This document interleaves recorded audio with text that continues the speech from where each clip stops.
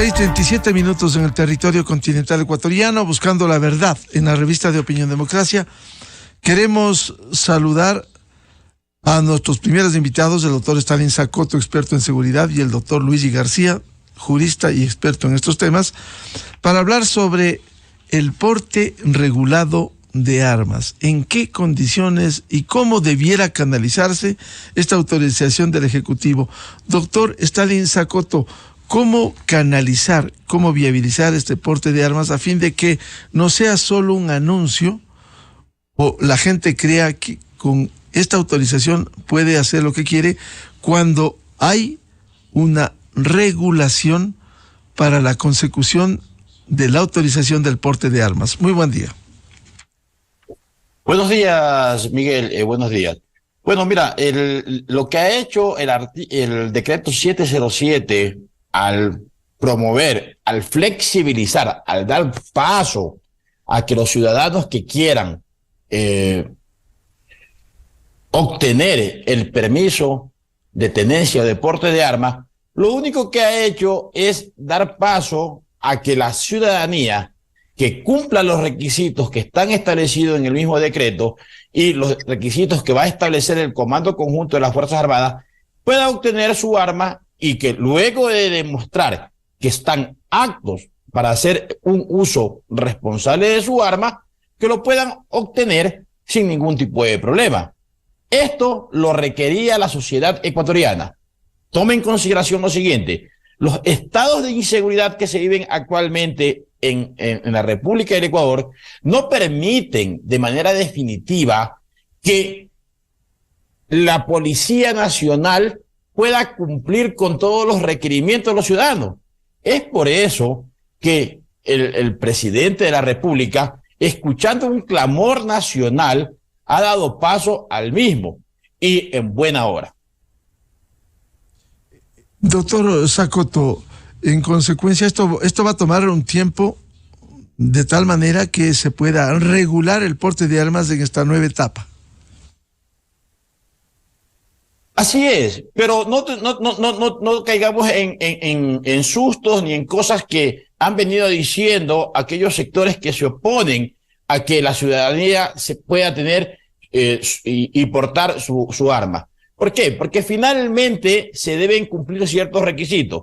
Primer requisito: tener más de 25 años. Segundo requisito: demostrarle al Comando Conjunto de las Fuerzas Armadas que puede hacer un uso responsable del arma, que es diestro en el uso del arma a los que desean tener el porte.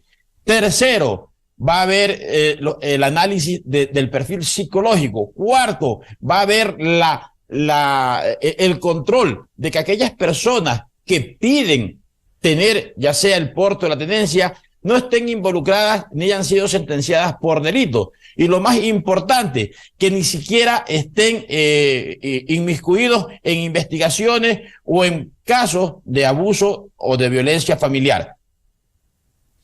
Bienvenido al doctor Luigi García, jurista. Doctor García, ¿cómo toma usted esta autorización del porte de armas en las condiciones que estamos viviendo en el Ecuador de violencia e inseguridad? Muy buen día.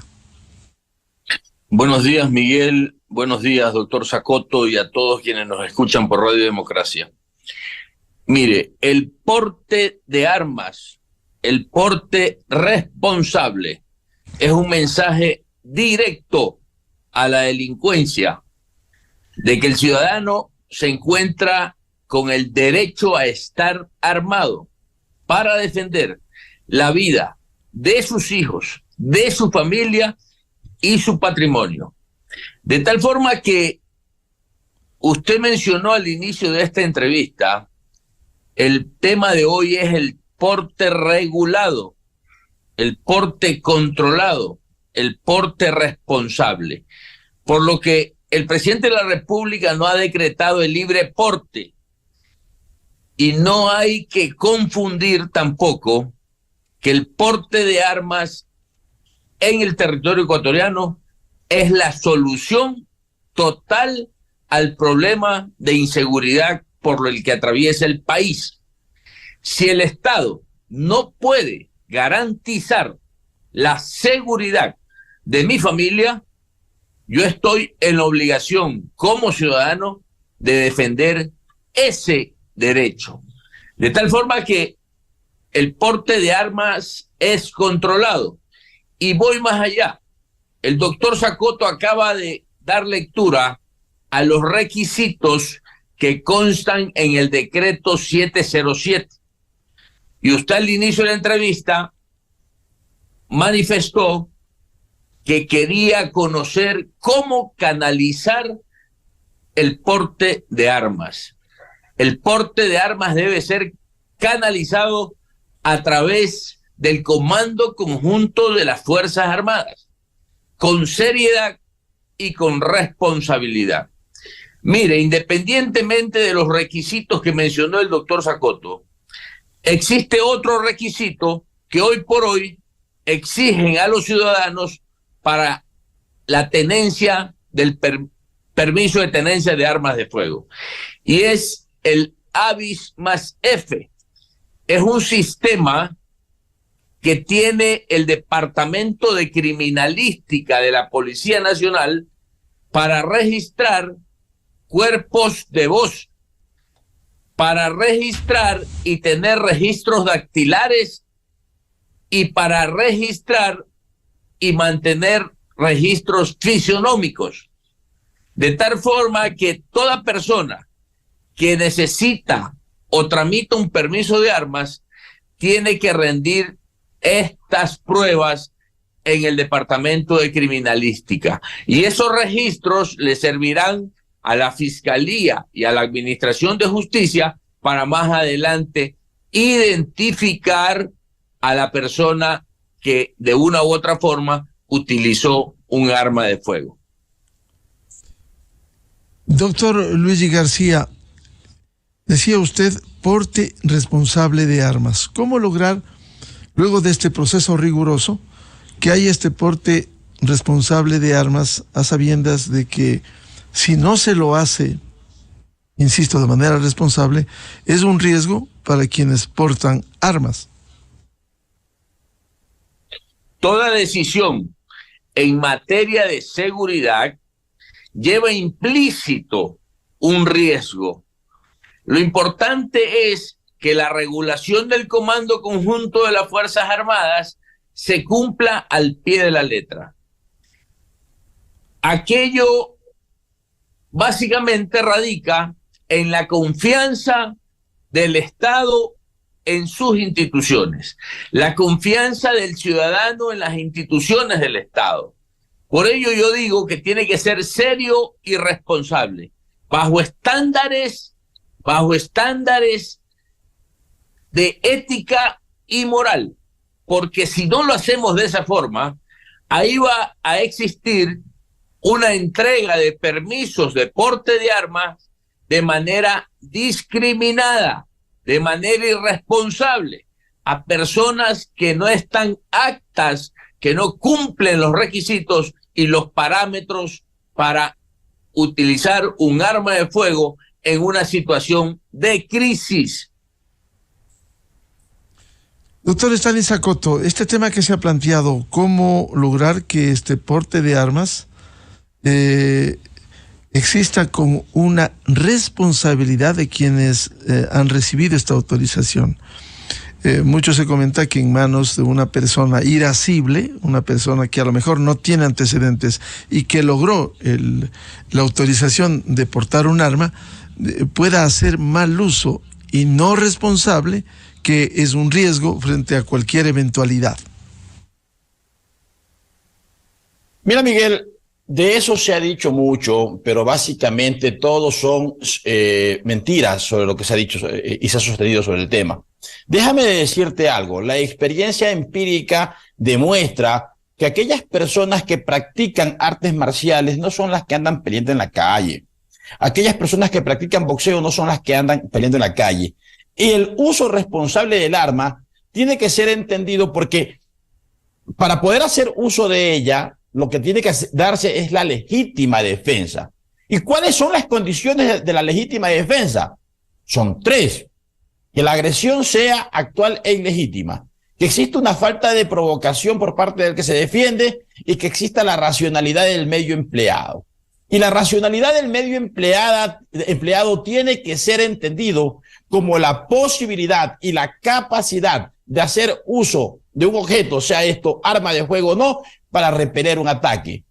Si nosotros logramos entender esto de manera efectiva, si sobre todo Fiscalía y Judicatura entienden conceptualmente lo que es la legítima defensa, lo que es la legítima defensa a favor de un tercero y lo que es la legítima defensa privilegiada, no vamos a tener ningún tipo de problema los ciudadanos que, habiendo cumplido con los requisitos, podamos obtener nuestro permiso y nuestro porte de arma y posteriormente, en el supuesto no consentido, en el supuesto no querido de que se presente una emergencia, poder hacer uso responsable de la misma. Y la responsabilidad está en saber y conocer exactamente cuáles son los límites de esta figura especial que es la legítima defensa y hasta el estado de necesidad. Ha habido casos, lo importante de la casuística, doctor Zacotto, por ejemplo, la actuación de policías que frente a incursiones de delincuentes, ha caído un delincuente fallecido y han sido procesados policías por mala aplicación de la ley de parte de los operadores de justicia. Esto quizás no puede ser un riesgo si aquí no se cumple, como usted bien ha invocado, la aplicación de los códigos y las normas vigentes que pueden poner en una condición de procesado a quien en uso de legítimo de defensa usa un arma. Sí, por eso es que hago el llamado a quienes, a la Fiscalía, a quienes, a la Judicatura, a quienes, a la Defensoría Pública, para que hagan el entendimiento, hagan la sociabilización de lo que es la legítima defensa y que sea bien entendida, porque en los últimos días lo que se ha visto es que han comenzado a confundir dos términos, la proporcionalidad con la racionalidad. Y aclaro, son dos conceptos completamente diferentes. En la proporcionalidad es que si usted me ataca con un puño, yo me defiendo con el puño. Si usted me ataca con un cuchillo, yo me defiendo con un cuchillo. Eso es proporcionalidad. Pero aquí lo que estamos hablando es de racionalidad. Ahora bien, como bien usted lo dice, existen muchos casos de policías que han sido sometidos a la justicia cuando hay un delincuente que ha sido abatido y que ha sido, por último, en flagrancia. Vamos a ver qué es lo que sucede en ese momento. Cada vez que hay una muerte violenta, tiene que haber la participación y el conocimiento de la Fiscalía. Pero es la Fiscalía que al llegar a la flagrancia tiene que determinar que el policía actuó en legítima defensa de un tercero. Y entonces el fiscal tiene que acusar de manera correcta o tiene que abstenerse de acusar. Y el juez, ¿sí?, tiene que aplicar lo que la norma dice al respecto. Pero cuando llega un policía a flagrancia, lo primero que en muchas ocasiones se ve es la posibilidad de hacer justicia social y comienzan a romantizar el tema y hablan de excesos policiales. En este sentido, es muy importante dejar claro, la legítima defensa es una figura que está dada en un aspecto que es que se demuestre que se actuó en defensa o de la vida propia o de la vida a favor de un tercero. Y no solamente de la vida, sino también del patrimonio o propio o el patrimonio de un tercero. Es importante que Fiscalía y Judicatura sociabilicen y lleguen a entendimientos claros de qué es lo que quiere la sociedad. Caso contrario, tendremos que caminar a pedir la revocatoria de aquellas personas que están haciendo un uso equivocado de la norma y que, es más, hacen hasta un análisis interpretativo extensivo, lo cual es prohibido por la Constitución. Doctor Luigi García, ¿cómo lograr que en este ejercicio de la legítima defensa haya claridad en la aplicación de las normas y quien usó adecuadamente el arma no caiga en un proceso en donde sea la fiscalía o sea el operador de justicia procese y siga a quien usó legítimamente el arma? Miguel, yo creo que hay que socializar el tema del porte de armas. Y estos paneles, estas entrevistas son buenas para ir sacando conclusiones. Creo que todo ciudadano que tiene el derecho al porte de armas debe conocer específicamente en qué consiste esa agresión actual e ilegítima, en qué consiste la necesidad racional de la defensa, la falta de provocación suficiente. Este tema no es nuevo, hay una línea de tiempo. La ley de fabricación, importación y exportación y comercialización de armas fue promulgada en 1980, cuando el Ecuador era una isla de paz. Esa ley fue reformada en el 2009 y a partir del decreto 749 del 28 de abril del 2011, que firmó el expresidente Rafael Correa Delgado, limitó el porte de armas en el territorio ecuatoriano. De ahí que el decreto 707 del presidente Guillermo Lasso no soluciona el problema de la inseguridad en el país. El tema del porte de armas es única y exclusivamente es un grano de arena en torno al sistema de seguridad que debe existir en el país, ya que es un elemento mixto, un elemento humano y técnico que de una u otra forma tienen que utilizar los ciudadanos para defender su patrimonio y su vida. Yo creo que debe ser socializado, pero las armas de fuego no van a ser vendidas como en ferretería, Miguel. Aquí no es que se van a vender 17 millones de armas de fuego a toda la población civil. Primero porque es imposible otorgar permisos a las personas que tienen las limitaciones que ya mencionamos, los requisitos, y segundo porque un arma de fuego fluctúa el precio hoy por hoy en el mercado entre $3,000 o $5,000, y las armas que se van a comercializar a través de los importadores que se encuentran registrados en el Comando Conjunto de la Fuerza Armada son máximo un calibre 38 en revólver y 9 milímetros en pistola, mientras que la delincuencia hoy por hoy está armada desde fusiles hasta granadas de manos. En las estadísticas es importantísimo analizar que en el territorio ecuatoriano única y exclusivamente existen 163,000 armas de fuego que se encuentran registradas, de las cuales solo 59,000 están en circulación, porque las demás están con permisos caducados a partir del decreto ejecutivo que prohibió el porte. La seguridad privada fija, es importantísimo hablar también de ese tema, porque imagínate que existen únicamente 50,000 policías y la nueva ley, el decreto ejecutivo 707, lo que de una u otra forma pretende es que los guardias de seguridad también colaboren con la Policía Nacional al momento de actuar en un caso de una emergencia que atente contra la vida o la seguridad de los bienes de las personas. Pero hay más guardias de seguridad que policías. Hay 90,000 guardias de seguridad, mientras que policías solo hay 50,000. 90,000 guardias de seguridad en 1,800 empresas de seguridad. De tal forma que las tenencias de armas de fuego en domicilio solo son 14,840 armas, mientras que en porte hay 1,078 armas. Es una cantidad mínima, muy reducida. Yo creo que el Comando Conjunto de las Fuerzas Armadas tiene la enorme responsabilidad de normar, de regular y de actuar con seriedad y con responsabilidad al momento de otorgar los permisos de arma de fuego.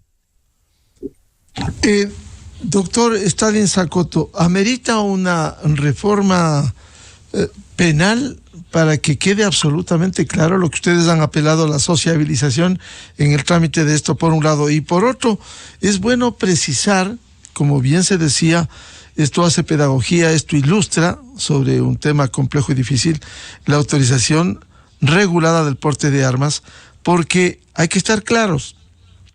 el porte de armas no significa una autorización per se, por sí mismo, del empleo y uso del arma. Es una autorización para contar con el arma, pero no necesariamente la autorización para el uso y empleo indiscriminado del arma.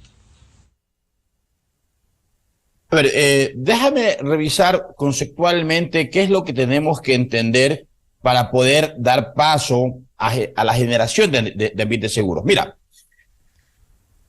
para generar ambientes seguros lo que se requiere normalmente es tener un sistema de seguridad que sea fiable.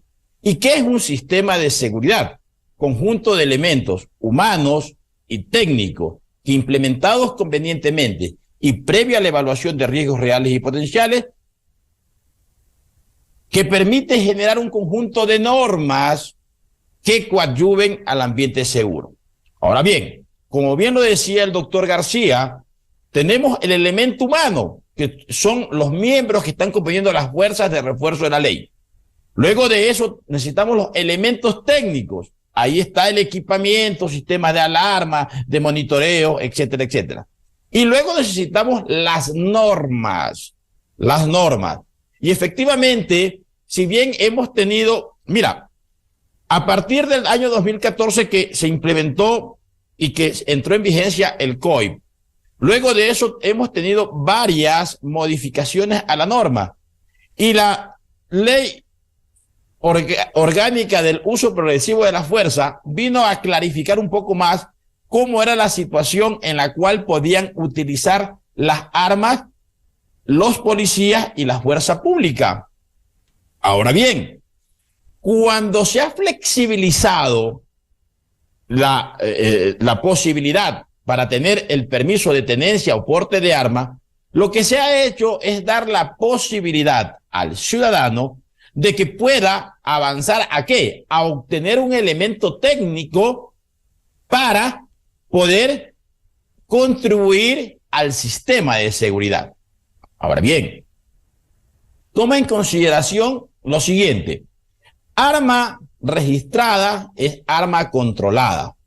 Al menos la sensación de seguridad en la ciudadanía de aquellos que tengan o que puedan portar un arma va a mejorar. Hay un tema que es muy importante señalarlo. Yo hago siempre un llamado a que la ciudadanía que quiera y que pueda alcanzar ya sea el permiso para la tenencia o para el porte de arma, tiene que ser debidamente entrenada. Y de esto no escapa la Policía Nacional. Pero toma en consideración lo siguiente: ¿cuántos miembros de la policía son? Son 54,000 miembros de la policía actualmente. ¿Cuánto es lo pertinente que deben practicar en polígono para hacer un uso responsable y eficaz de su arma? Creo yo que coincidiremos que por lo menos tiene que ser entre 50 y 100 cartuchos mensuales en polígono. ¿Eso qué significa? Tú tienes que multiplicar 54,000 por 100 y esa es la cantidad de munición que el ministerio del ramo tiene que buscar los recursos para que lo tengan y se entrenen, para que no sucedan accidentes con las armas de fuego. Esto es muy importante porque, como bien usted lo señalaba, si no hay la práctica necesaria para hacer un uso responsable del arma, de nada sirve que le den arma a los policías si no los entrenan. Miren la experiencia de otras policías en el territorio, aquí mismo en América. Por ejemplo, en Argentina, cuando un policía va y pide su mes de vacaciones, antes de salir de vacaciones se le controla. Señor, usted no ha hecho la práctica de polígono. Vaya, haga la práctica de polígono y cuando ya la tenga calificada, usted puede salir de vacaciones. Antes no. En otras palabras, le obligan al policía a que haga su práctica responsable. Y también deberíamos hacer lo mismo acá. Pero ¿qué es lo que ha sucedido en los últimos años con los policías? Los policías no tienen munición para practicar, y es más, cuando gastan una munición haciendo un tiro disuasivo en un procedimiento, finalmente lo tienen que pagar. Y eso no nos conduce a nada. Nosotros como sociedad tenemos que hacer un llamado de atención al gobierno nacional para que ellos le den la facilidad para que el policía se entrene de manera apropiada y de esta manera nosotros sentirnos más seguros. Y en el caso de los civiles, doctor Luigi García, la autorización regulada del porte de armas no implica necesariamente que vayan a hacer empleo y uso del arma. Es una herramienta que tienen disponible, pero no necesariamente que pudieran entrar en un uso indiscriminado del arma. Sí, yo decía al inicio de la entrevista, Miguel, que el porte de armas es un mecanismo disuasivo. Es un mensaje directo a la delincuencia. De tal forma que el hecho de tener permiso de armas, el porte, el hecho de portarla, el arma, en una circunscripción territorial determinada, no significa que tiene que utilizarla. El arma debe ser utilizada única y exclusivamente en una situación de crisis y que se cumpla con los requisitos de la legítima defensa, que es importantísimo socializar el tema de la legítima defensa. Tan real es lo que acaba de manifestar el doctor Zacotto, porque hace pocos días todo el país pudo observar cómo los miembros de la institución policial no podían reducir o imposibilitar a un delincuente que blandeaba un cuchillo. Y tan real es el tema de que los policías no están preparados para defender a los ciudadanos, que uno de los policías utilizó su arma de fuego en forma indebida y salió hiriendo a su propio compañero de la institución policial. Son esos hechos los que nos generan a los ciudadanos inseguridad, y evidentemente nosotros, si esta medida hubiera sido decretada hace 10 años, cuando el Ecuador era una isla de paz, evidentemente era una medida que quizás debería haber sido revisada. Pero hoy por hoy, cuando hemos tocado fondo en los índices delincuenciales, cuando sabemos y conocemos que los únicos países que no tienen porte de armas, como Venezuela y Ecuador, son los índices más altos de América Latina en inseguridad, esa medida sí va a surtir efecto. Yo creo que para juzgar la conveniencia o no, la procedencia o no del tema del porte de armas, tenemos que esperar mínimo 6 meses para ver si efectivamente la medida fue acertada para los intereses de la seguridad de los ciudadanos o no. Doctor Stalin Zacotto, ¿amerita una reforma legal al COIP para garantizar, para que sea mucho más riguroso el uso del arma? Mira, yo creo que tenemos que avanzar hacia algo que no está todavía previsto en el Código Orgánico Integral Penal, pero que existe suficiente jurisprudencia internacional, que es la legítima defensa privilegiada, que es cuando la persona que haciendo uso de su arma no tiene que estar demostrando ante ningún fiscal ni ante ningún juez que se dieron las 3 condiciones que efectivamente se establecen en la norma. ¿Y por qué no tiene que hacerlo? Básicamente no tiene que hacerlo. ¿Por qué? Porque las condiciones en que se da el hecho, así no lo requieren. Así no lo requieren. ¿Sí? Porque si si yo estoy en el campo y un grupo de personas ingresan escalando la muralla en horas de la noche, entran armados, de manera definitiva, yo no tengo que estar probando una legítima defensa, es decir, la agresión actual es legítima, la falta de provocación y la necesidad racional del medio empleado. Lo que tengo que demostrar es que sucedió de esa manera y con eso dar paso de manera definitiva a lo que es la legítima defensa privilegiada. Yo pienso que esa es una norma fundamental que deberíamos tener en consideración. ¿Para qué? el legislativo, quien tiene el año perdido en materia de seguridad, haga por lo menos algo que contribuya a generar el ambiente seguro y que nos dé tranquilidad a los ciudadanos para poder defendernos de una manera correcta.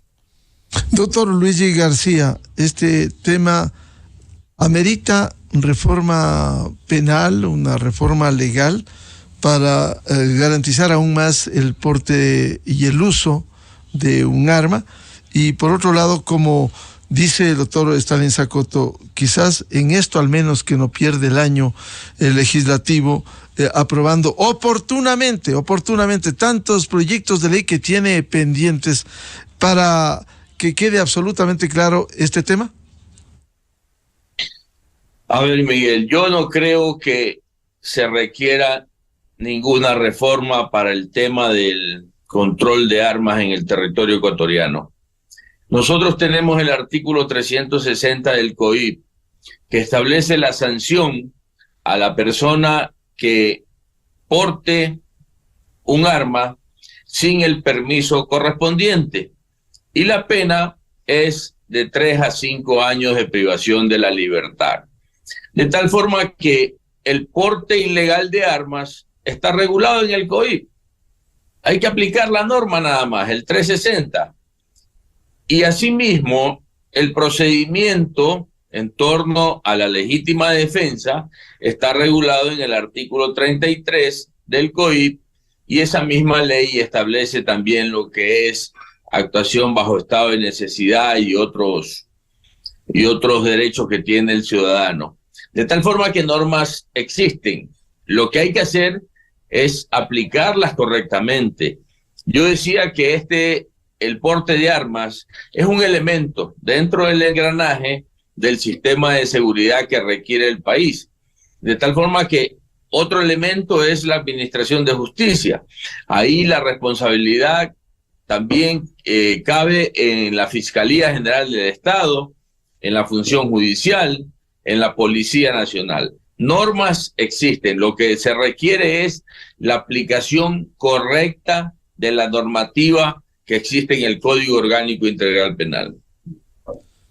Bien, muchas gracias por ilustrarnos sobre este tema delicado, la autorización regulada del porte de armas. Al doctor Stalin Sacoto, experto en seguridad, y al doctor Luigi García, jurista y experto en temas de seguridad, muy amables por ilustrarnos en este tema tan complejo que merece precisiones. Muy buen día a Stalin y a Luigi. Gracias, buenos días. Gracias, buenos días. Muchas gracias, muy buen día. 7:11 minutos en el territorio continental ecuatoriano, buscando la verdad en la revista de Opinión Democracia. Vamos a una pausa publicitaria y volvemos. Tenemos previsto un diálogo con el ingeniero Carlos Salazar del gremio de gasolineras a propósito de este ambiente de inseguridad y de violencia que estamos viviendo y cuál es el planteamiento a fin de proteger esas instalaciones.